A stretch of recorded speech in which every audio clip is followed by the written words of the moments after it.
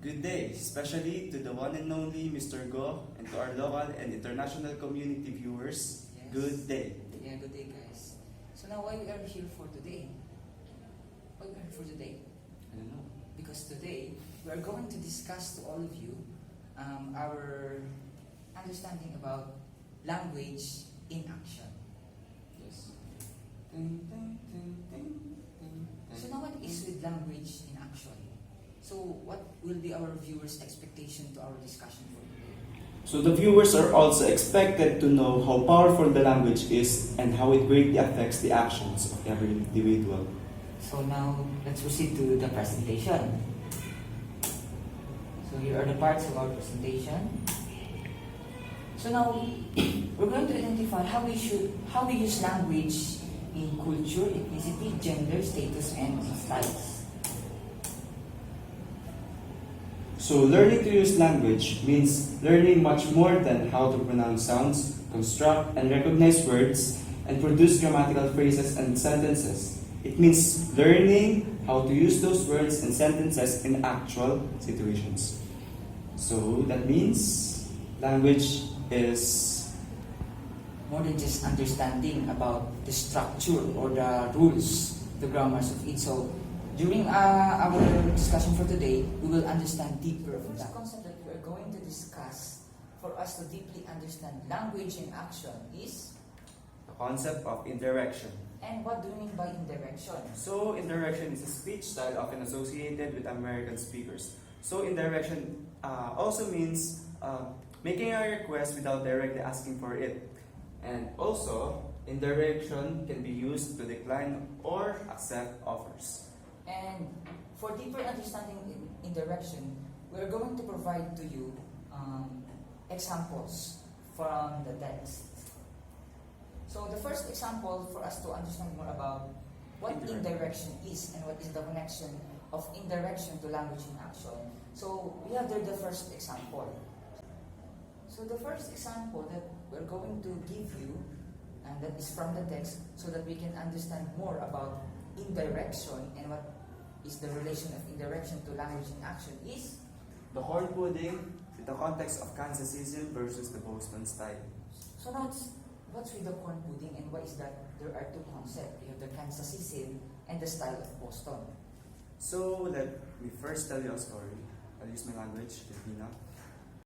So a girl from Kansas visited her boyfriend in Boston. Tapos, yung mother ng boyfriend niya, inoffer siya ng corn pudding. Then as a sign of respect, inaccept niya yung corn pudding kahit na deep inside ayaw na ayaw niya yung corn pudding. Then after eating the corn pudding, tinanong siya ng mother. Sabi, kumusta yung corn pudding? Pero ang response ng girl, as a sign of respect nga, sabi niya politely, it is a good corn pudding.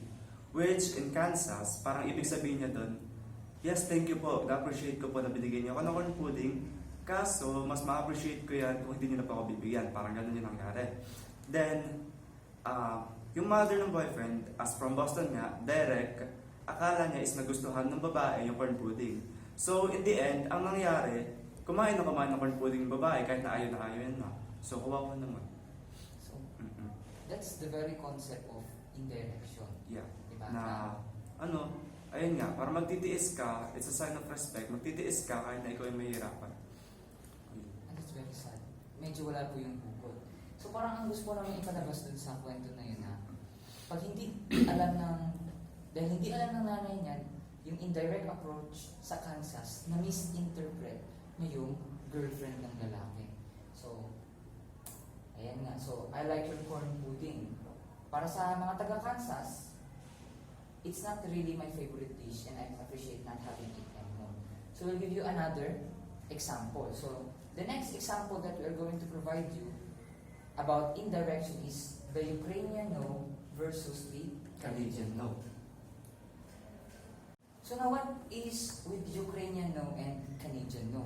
So the story behind this Ukrainian no and Canadian no is that they are different in terms of meaning because the Ukrainian no is different the way how Canadian no understand it. Kasi ganito po yung story niyan. So meron po tayong professor from Ukraine na bumisita sa Canada. And the professor from Canada asked the professor from Ukrainian kung nagugutom ba yung Ukrainian na professor. Then the professor responded that no.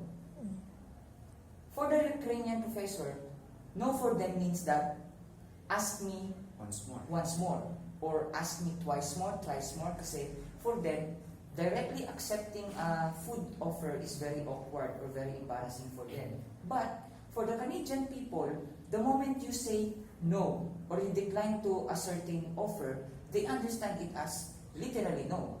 Kaya, ang ginawa ng professor from Canada, hindi niya binigyan ng pagkain yung professor from Ukraine. So what happened in that situation?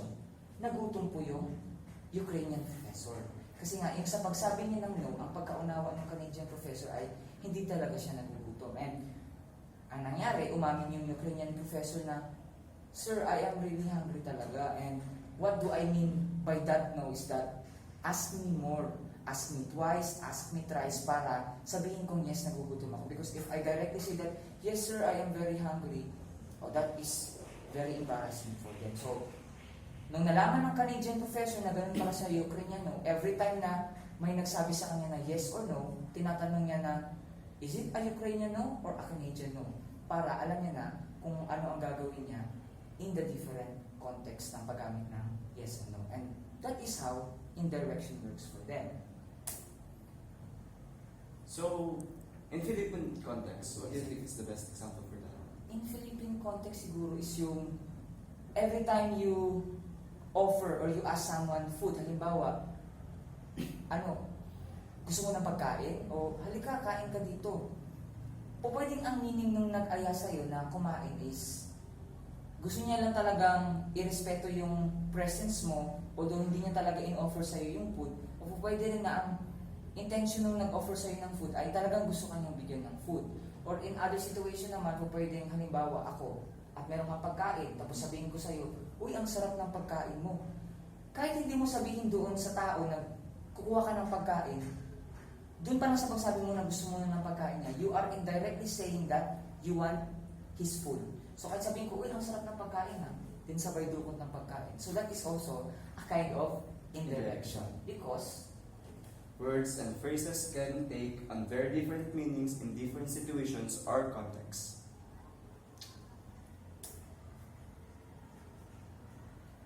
so words are being used in ways that go beyond their intended meaning. So in each case, their interpretation depends on the people who use them, the situations in which they are used, and the ideas that speakers and hearers have about the language being used. So the concept of indirection in language in action is that it tries to tell us na understanding language is more than just understanding how the rules, how the structure of making sentences works. Because more than that, we need to consider Context. the context. So aside from context, we need also to consider the culture. Your culture, gender, Yes. the roles, or the status. Yes, the status, and also, are you talking to a more superior than you, or are you talking to a children or a child? So, yung kinakonsider natin the moment we use indirection. So the idea that situations and speakers and ideologies all affects the meaning of words is an important one in linguistics anthropology. So what do you mean by this? So, it only means that in linguistic anthropology, so our approach is not on the language itself, but who used the language, where do we use that language, and who are the people we are talking with that kind of language. So, we're not just talking to the language itself, but also the totality of the environment where is the language takes place. So, even when you know of the dictionary meanings of all the words, it is difficult to translate between languages. And why is it very difficult? Feeling ko dito napapasok yung culture. Yes. Kasi nga syempre, iba't ibang language, iba't ibang interpretation. So, kung isa man ang meaning ng words sa dictionary, pwede siyang mag-vary sa iba't ibang culture. For example, sa culture ng Philippines, ng Pilipinas, ang salvage, parang ginagamit siya, o ang overall na pagkakaintindi sa kanya, ang karamihan ay pagpatay. Yes. When in fact, ang ibig sabihin talaga ng salvage is to save someone. Ayun. You Ang can ganun. see, very different yung meaning niya. So, even we know the meaning of savage in the dictionary is to save, but the moment the other culture interpreted or agreed upon a new meaning, mag-iiba talaga yung pagkakaintindi natin. It is essential. So it is essential. So it is essential to know how to say yes or no in cultural appropriate ways. So how can I say that? It is essential to do that. The problem with indirect knowledge is they might interpret your yes as a no or a very strong no or maybe a direct yes. So based on the examples that we have gave you, it is really important for us to understand how indirect approach is taking place. Because the way how indirect works in the other culture is different from the other cultures. So what do we consider in indirection? So, context and status are the primary considerations in direction, because context means it will help to become more aware of how to use language to interact socially in the most appropriate way for the culture and situation you find yourself in. And you need to understand the context, the culture and the social situations in which the words were being used in order to understand what was being said. Because just like what we always tell you that understanding language is very complex. It is not just about how we understand the grammar, the structure, or the parts of speech. Because more than the meaning in the dictionary, the words can mean anything. The words can mean everything. So it is dependent on how the society or the community agree upon the meaning of the word or of the phrase. So that's why we really need to put into consideration not just the dictionary meaning but also the context of the culture and the situation where the language is taking place. Now, for us to understand more why we need to really understand language in action and direction, where can we apply it? So by the concept of competence in language. So now what is the linguistic competence? So linguistic competence was defined by Noam Chomsky in 1965. So Noam Chomsky is a theoretical linguist. Linguistic competence also means that having an capacity or ability to recognize grammatically or ungrammatically constructed sentences or phrases. For example, she were beautiful.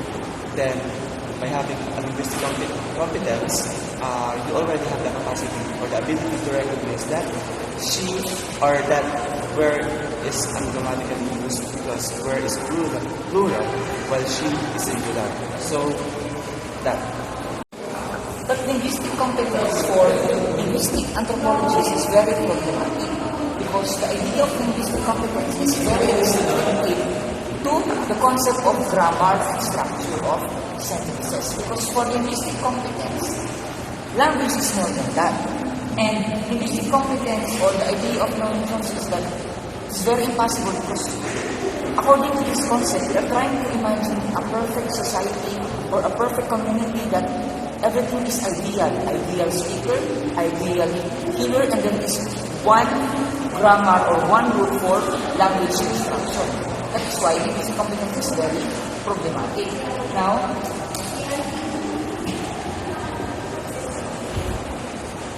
why is it problematic? Because upon living in various field situations and learn various languages and having observed language and in their own cultures, we need to consider also the context of the language, the culture, the ethnicity of the people, the gender, and the social structure of that community. So language really varies in different places, and even considering linguistic competence, it will not be applicable for us to really understand the complexity of language in various places.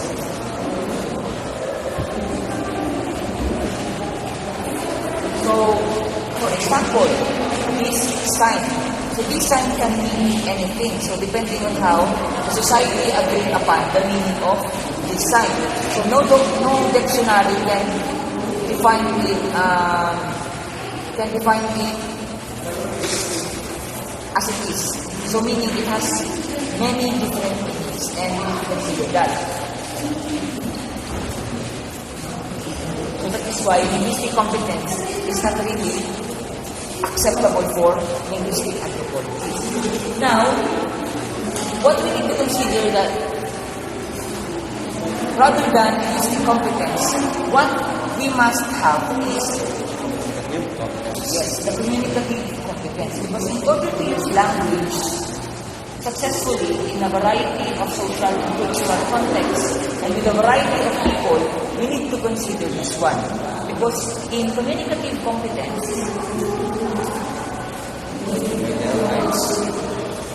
it refers to the speaker's ability to speak a language well in a variety of social situations. So, it is very contrary to the concept of linguistic competence, because in linguistic competence, you are just being competent in identifying grammatical errors in the construction of sentence. But in communicative competence, it is more than about the grammar. It is all about the rules or the structure. Because in communicative competence, you are competent in considering the situation. You are competent in considering on how you will use the language in different contexts, in different kind of people, or in different kind of places and situations. Now, because in communicative competence, we also consider about knowing the status and the power relationship and how they affect what we can say and who you are talking to. And also, in communicative competence, we also consider the ideologies on where is the language taking place. Because here in communicative competence, we try to consider that in different situations, we need to adjust the use of language. For example, in different places where religion is very rampant, they are very religious people, you need to be very careful in using your language because there is possibility that you might offend that religious people. Or you are talking to a superior person because the person is your boss, you need to adjust the use of your language. And that is the very important of communicative competence, considering not just only the use of grammar, but how you use the language in a particular situation. Now, what then if we have communicative competence? Now, what will happen if we have communicative competence? So, communicative competence is the main key to have this symbolic capital. What is symbolic capital? So, symbolic capital will give us the language and power. So, we have different types of capital in this world. So, for example, economic capital. So, while economic capital involves money, symbolic capital, on the other hand, involves having the ability to use grammars correctly, having the ability to know how to use formal and informal language, and how to use power to influence others. So yung economic capital at symbolic capital, may pagkakapareho yan. Economic capital, by the use of money, magkakaroon ka ng pribilehiyo, pwede kang sumikat, pwede kang magkaroon ng power to be heard by anyone kasi nga meron ng pera. Symbolic capital naman, kung may power ka o may ability ka na gamitin yung language in the right way, doon ka magkakaroon ng pribilehiyo na pakinggan ng marami, doon ka magkakaroon ng pribilehiyo para galamin habang nagsasalita ka, at doon ka magkakaroon ng pribilehiyo para mapakinggan ng mga tagapakinig mo. Why it is very important. Now, how do we get symbolic capital? So, we can get symbolic capital by just, of course, demonstrating communicative competence. So, that's the very reason why we need to understand the use of language in action, in direction, because the moment you have that, you will have communicative competence. And the moment that you have communicative competence, that is the key for you to have the symbolic capital. And the moment that you have symbolic capital in you, you can have now the access to power. You can have the access to influence. and you can even change the system by the use of your language correctly in the right time, in the right place, and in the right person you are talking to.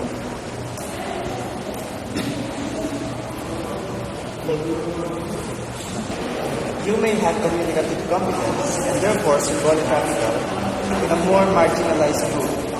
But if you come to school speaking or signaling like a member of that group, then your teachers will not respond to you the same way as they do to children who learn the in-group way of speaking or signing as an example.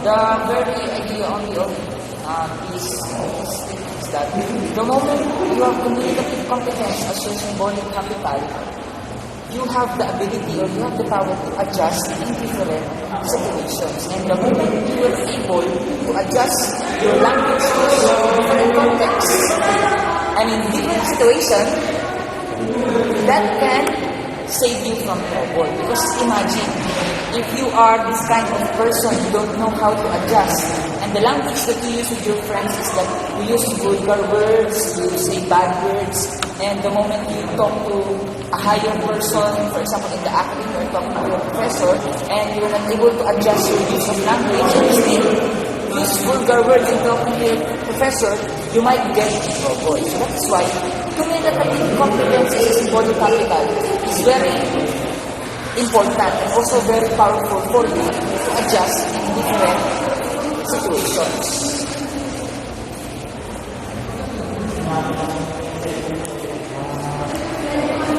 Now, also we have another concept so that we can explain more about language action. So we have the what we call the linguistic communities and the speech communities. Yes. When we say linguistic communities, it only means that a linguistic community is a group of people who share a single language. So, meaning that the community only uses one language.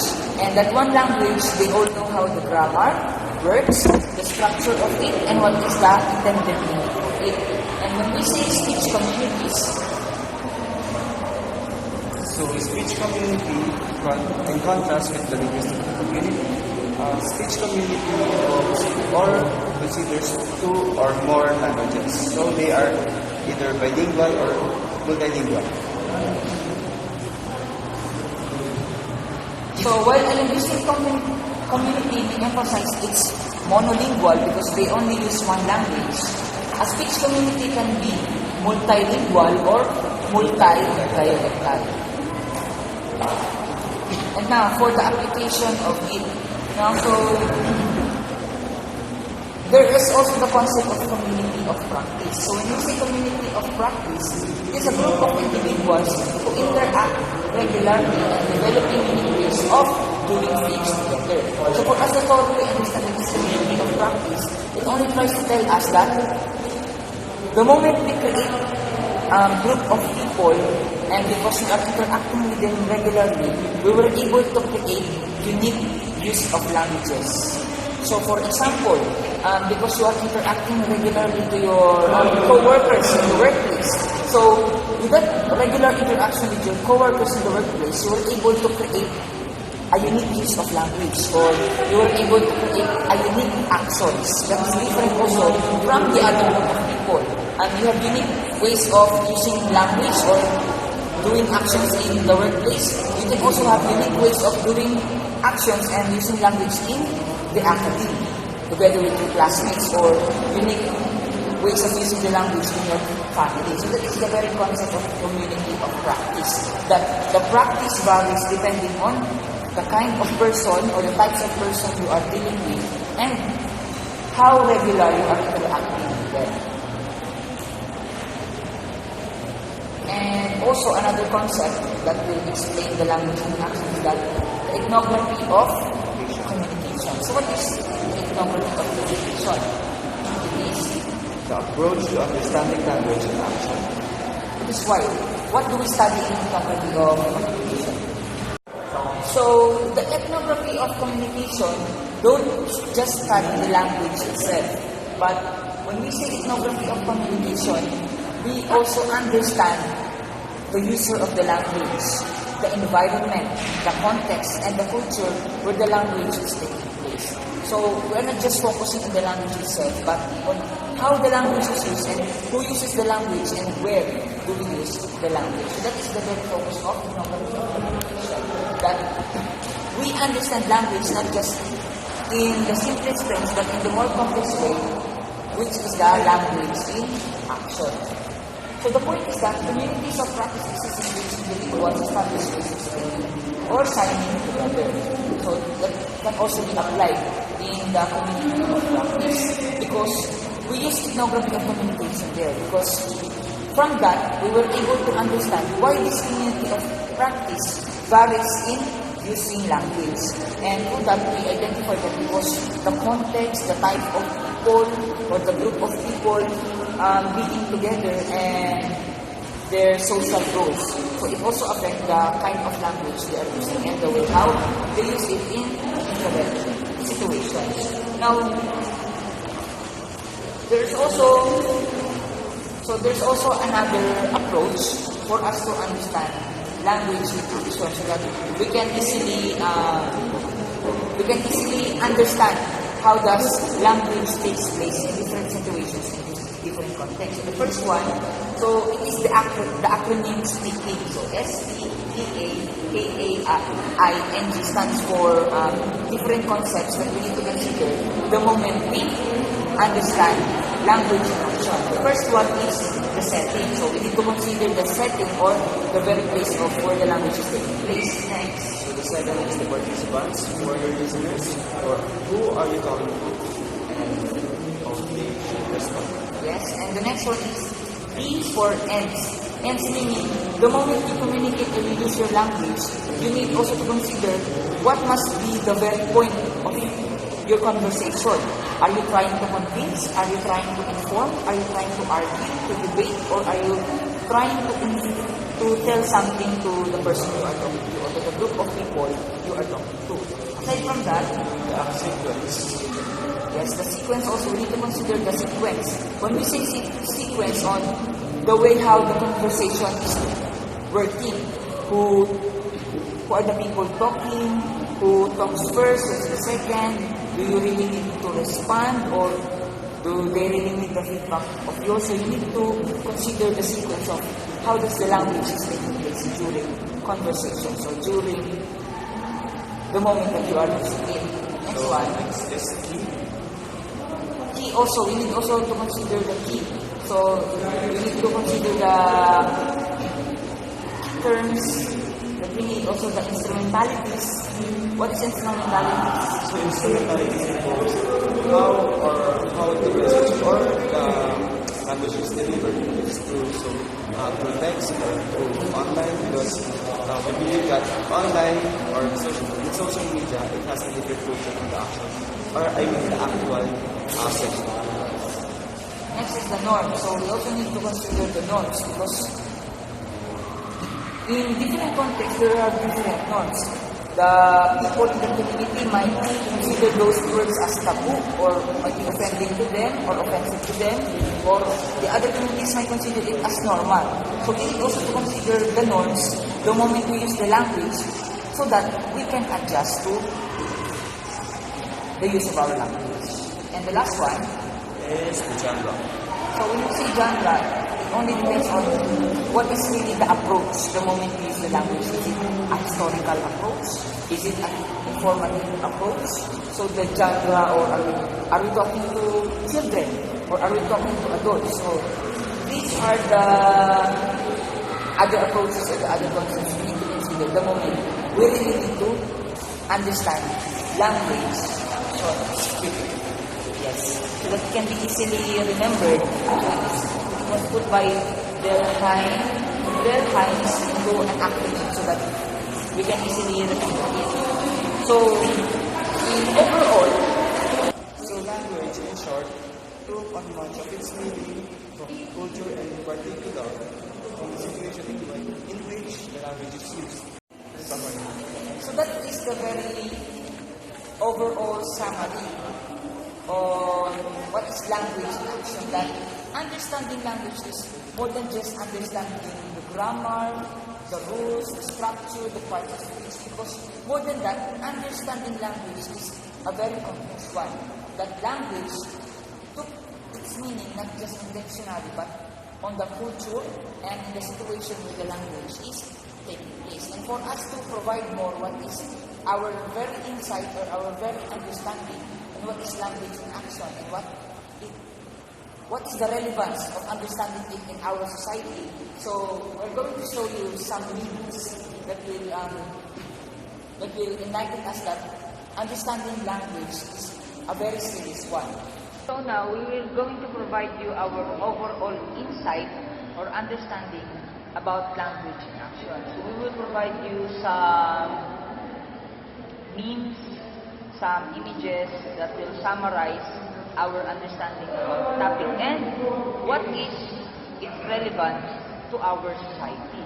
Because understanding language in action, understanding how to use it, when to use it, and how to use it is that the moment we don't understand it, it might end to misinterpretation.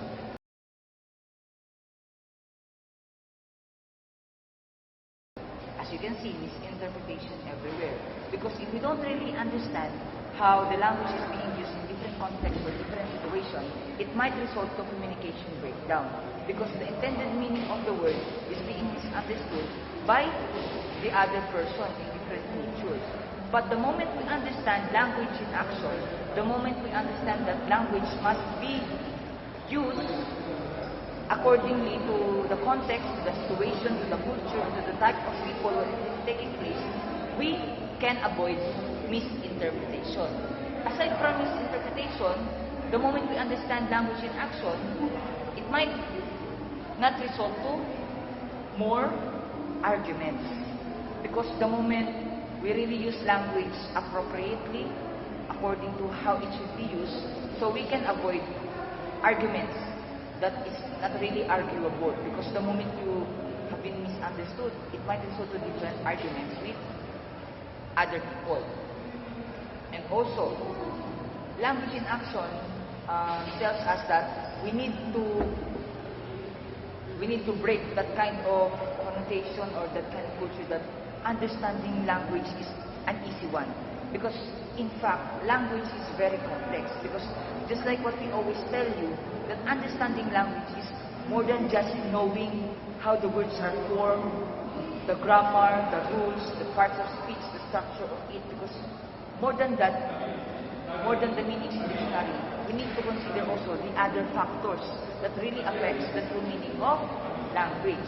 Because as you can see in this meme, in this language is quite, but actually, Tet has 490 meanings. So as you can see, that language can mean anything, can mean everything, and the meaning that we know for today might change in the future. So that is why understanding language is a very complex one.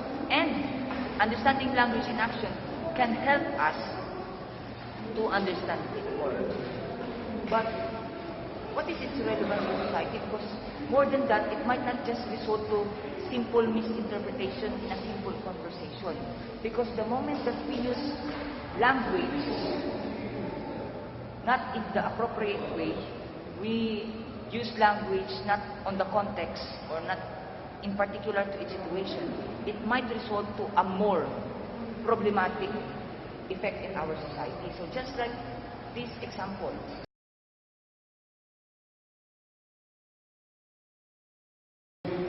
That is why we really need to consider on how we use our language in a particular context, in a particular situation.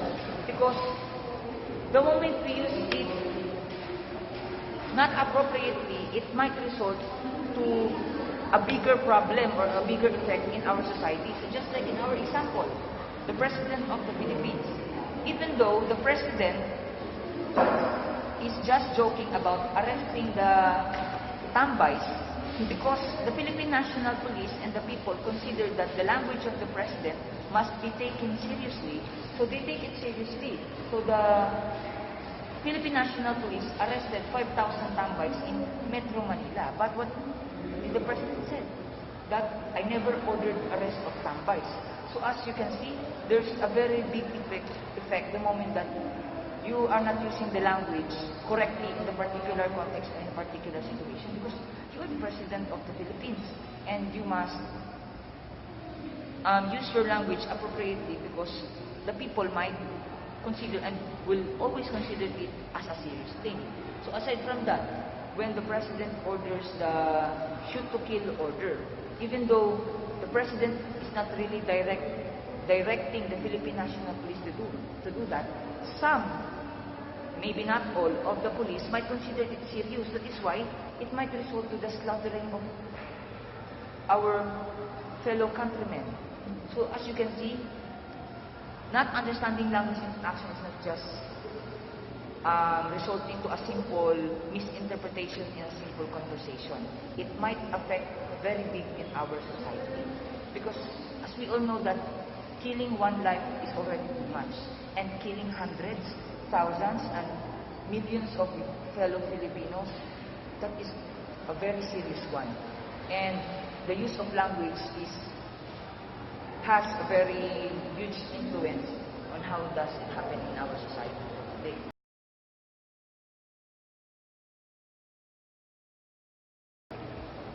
And aside from that, the moment we did not use language appropriately in a particular context, in a particular situation, we might lose our sovereignty. So it is not just about having misinterpretation in simple conversation, because even though the president is just joking about Philippines, we are very happy that the Philippines will be province of China. The international community might interpret the president to be serious, that the Philippines is willing to surrender the sovereignty that we have fought for hundreds of years, the freedom, the liberty that has been fought by our heroes, and we just waste it by a simple language of the president that we are very happy to surrender ourselves and to make us the province of China. So see, that is why considering language in action is very important, because more than misinterpretation or misunderstanding in a simple conversation, it might result to a bigger effect in our society.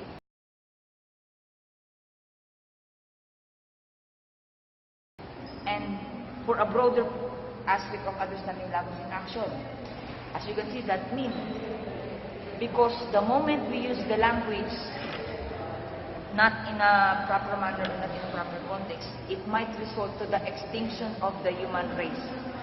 The human might extinct forever.